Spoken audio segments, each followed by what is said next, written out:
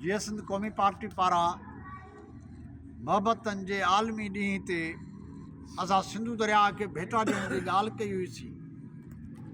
14 फेबरवरी ते असां सिंधु दरिया खे दुल्हा दरिया खान पुल वटां सुजावल ऐं ठटे जे विच ते भेटा ॾींदासीं। हींअर असां सिंधु दरिया जे ठटे ज़िले वारे कप ते बीठा आहियूं, मटके स्टान ते, ऐं उतां दरिया में गुल विधा अथऊं, गुलनि जी वर्खा कई अथऊं, दरिया खे भेटा ॾिनी अथऊं।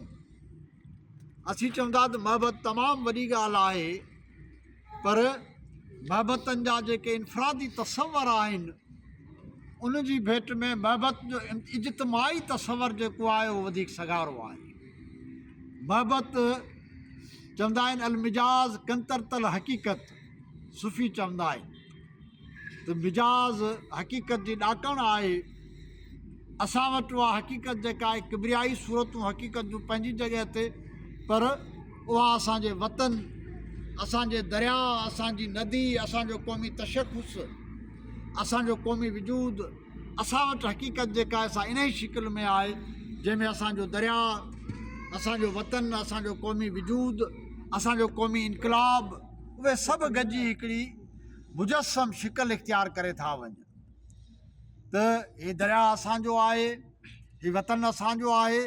दुनिया जे ॿियनि क़ौमनि वांगुरु सिंधी बि हिकिड़ी क़ौम आहे जंहिंखे आज़ादु रहण जो हक़ु आहे।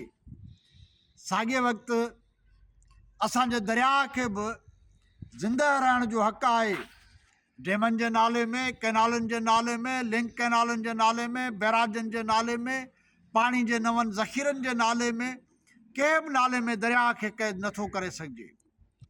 दरिया जी ज़िंदगी वहंदो रहणु आहे।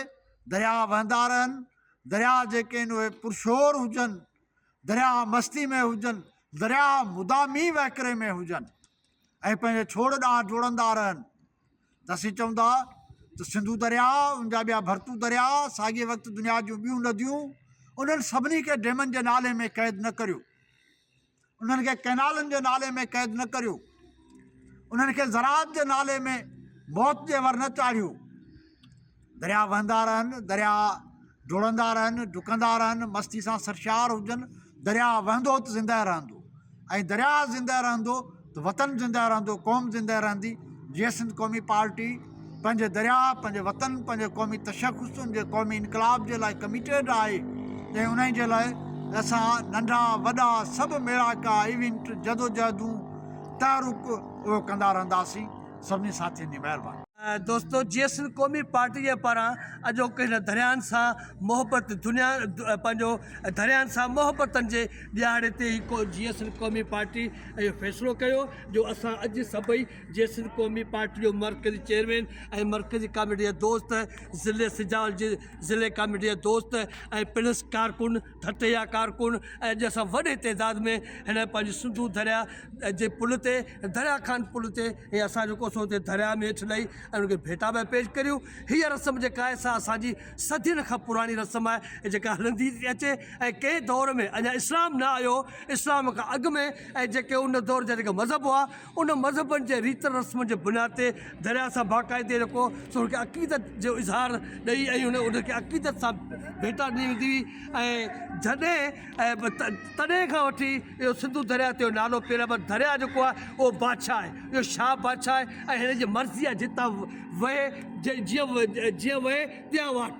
इहो जेको सिलसिलो तॾहिं खां आहे, माण्हुनि जो जेको सिंध जे माण्हुनि जो इन सां अक़ीदो आहे।